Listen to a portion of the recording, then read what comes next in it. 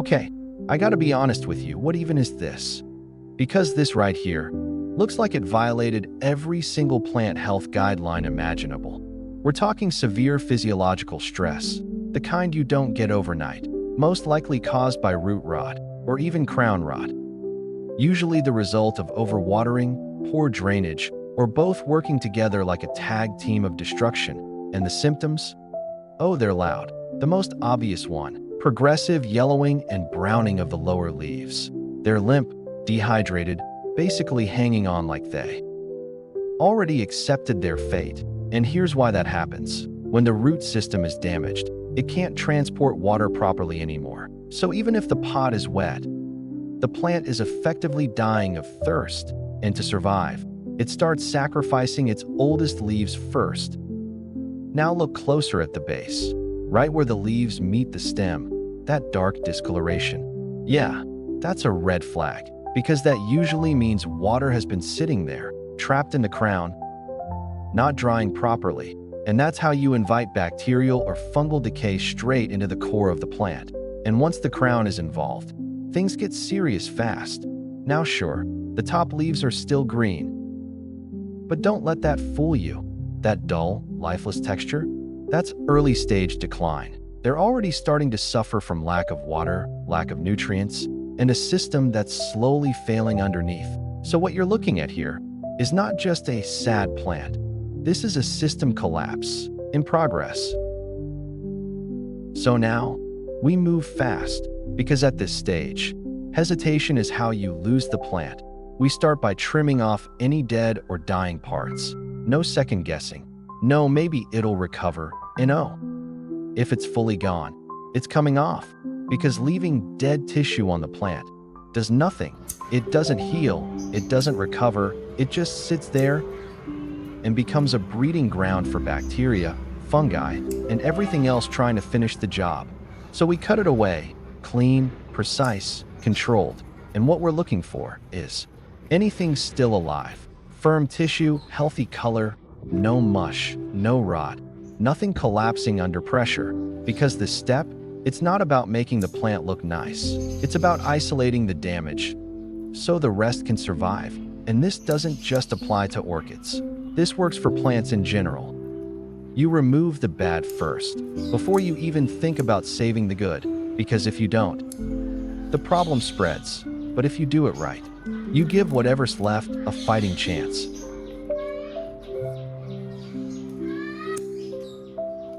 And always, give a clean rinse. No skipping this part, because after trimming, you've exposed fresh tissue, and the last thing you want is leftover debris, bacteria, or pests still clinging on. So take it and rinse it under clean water, gentle flow, not blasting it like you're pressure washing a driveway. Just enough to wash away dirt, residue, and anything that shouldn't be there. Because even if you can't see it, there could still be pests, spores, or buildup hiding in the cracks and crevices. And this step, it clears all of that out. Think of it as a reset.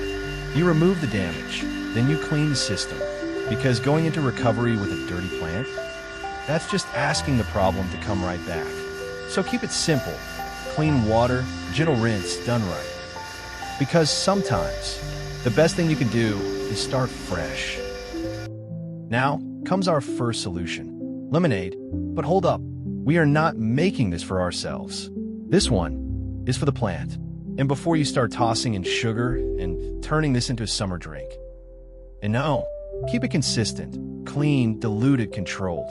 Because what we want here is a light lemon solution, mild acidity, nothing too strong, nothing too aggressive, just enough to help clean the surface, discourage bacteria, and create a slightly less friendly environment for anything harmful still hanging around. Because right now, the plant is vulnerable. Fresh cuts, weakened system, basically zero defense against infection. So this step, it's not about feeding the plant. It's about protecting it. And that's why consistency matters. Too strong, and you damage the tissue. Too weak, and it does nothing. So keep it balanced. Simple mixture, properly diluted, used with intention. Because at this stage, every small move matters. And if you really want to take it a step further, a tiny bit of sugar, and I mean tiny, not a spoonful, not just in case I'll add more, no, because while a small amount can provide a quick energy source in some cases, too much, and you're not helping the plant. You're feeding bacteria, fungi, and everything else waiting to jump in. And right now, that plant is already in a weakened state. So this is optional, not required. If you use it, keep it minimal, properly diluted, and controlled. Now, to actually use it, we're not pouring it, not soaking the plant, not turning this into a full bath. We apply it gently. Take a soft tissue or cloth, lightly soaked in the solution, and wipe it across the plant. Slow, controlled movements. No scrubbing, no pressure. Because what we're doing here is keeping the surface slightly moist while applying that light treatment, not drenching it. Just enough to coat the surface, clean it up, and give it a bit of support. Focus on the leaves, the base, the areas we just worked on, but avoid letting liquid sit deep in the crown. That's how you end up right back where we started, so keep it light. Even layer, gentle pass, nothing excessive, because at this stage, less is more. You're supporting the plant, not overwhelming it, and done right.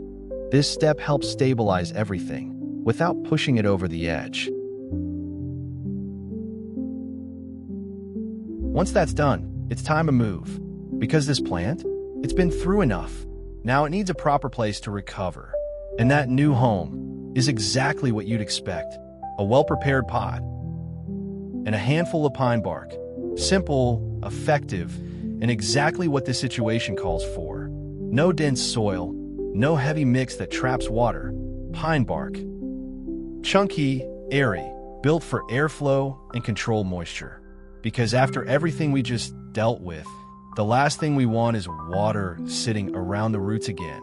So the pot, good drainage, non-negotiable. If water can't escape, you're just restarting the problem from scratch. And when you place the plant in, keep it gentle. Position it securely. Don't force it. Don't bury the crown too deep. Let the roots sit naturally. Let the structure stay open and give the plant space to recover. Because this isn't just repotting, this is a reset. New environment, better conditions, and a real chance to bounce back. And from here, everything depends on how well you maintain it. And to top it all off, just a bit of moss. Not a thick layer, not enough to turn the pot into a swamp.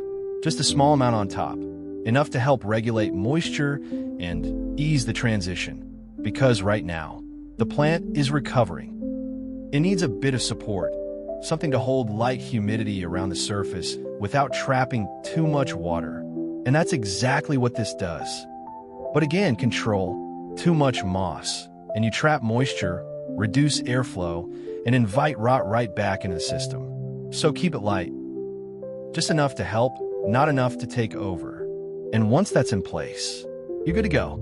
Simple setup, clean execution, and a fresh start for the plant. Now, it's all about what happens next.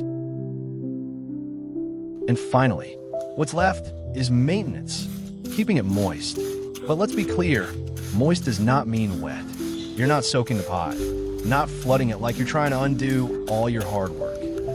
Because after everything we just fixed, overwatering is exactly how you send it straight back into decline. So what you want is balance. Light moisture in the medium, slight humidity around the plant. Just enough to support recovery without suffocating the roots. Let the bark dry out a bit between watering cycles.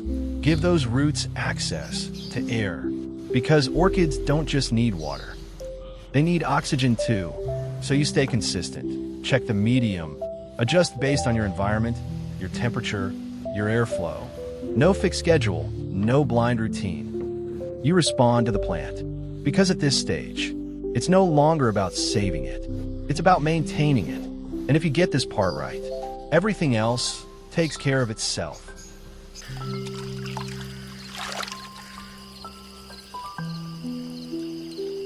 And after around 4 weeks, this is where things start to change. Not instantly, not some dramatic overnight recovery, but the kind of slow, steady progress that only shows up when you've been doing everything right. At first, it's subtle, easy to miss if you're not paying attention. But then you notice it, small signs that the plant is no longer just holding on, it's responding. The most noticeable one, new roots, fresh, healthy roots beginning to sprout from the base, pushing their way into the bark, anchoring themselves into the new environment. And these aren't weak, struggling roots. These are active, growing, doing exactly what the old damaged system failed to do. And this is the turning point. Because roots mean function, they mean the plant can finally absorb water properly again, take in nutrients, and actually support itself instead of slowly declining. What was once a failing system is now rebuilding from the ground up. And once that foundation is back, everything else starts to follow.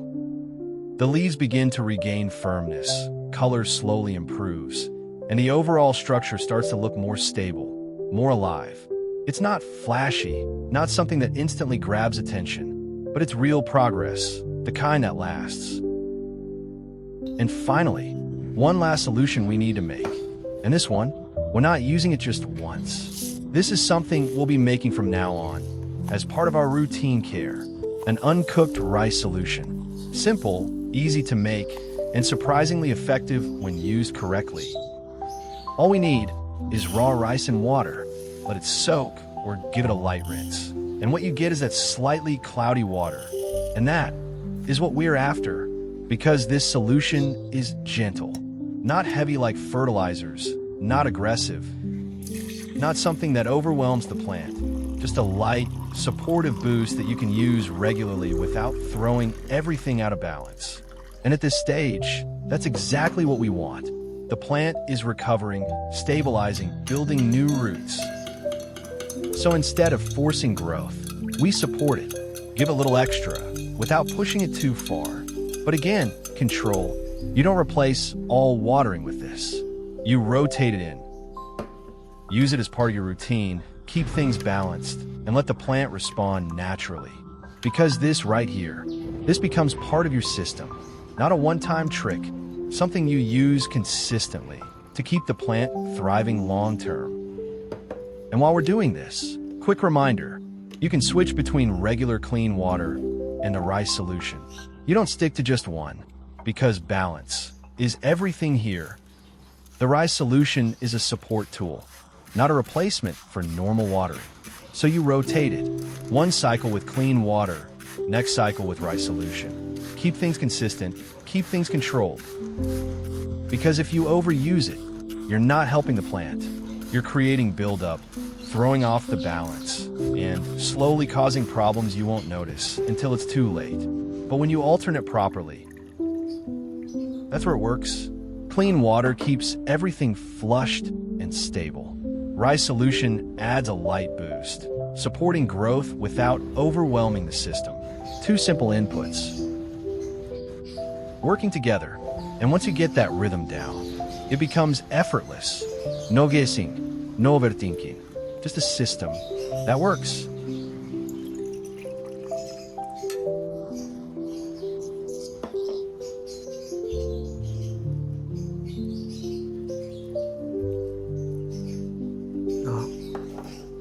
And finally, after another 5 weeks, this is where everything comes together. Not instantly, not all at once, but gradually, the kind of progress that builds so quietly you almost don't notice it. Until you do. Because if you've been consistent, if you've kept that balance between clean water and rice solution, maintained the environment, and resisted the urge to overdo things, the results start to show. The plant is no longer in recovery mode. It's growing properly. The root system is stronger now, longer, thicker, actively spreading through the bark, anchoring the plant in place like it was always meant to be there. And above that, the leaves, firmer, healthier, better color, no longer dull or struggling, but actually functioning the way they should. And this is the fruit of your labor, not some instant transformation, not a miracle fix, but real, stable growth built over time. Every step you took, from trimming, cleaning, setting up the environment, all the way to maintaining that routine. It all led to this moment. And the best part? This isn't temporary. This isn't a short-term recovery that falls apart later. This is a stable system now. A plant that can sustain itself, continue growing, and eventually reach a point where it doesn't need constant intervention anymore. And yeah, it took time. Weeks of patience, small adjustments, staying consistent even when nothing seemed to be happening.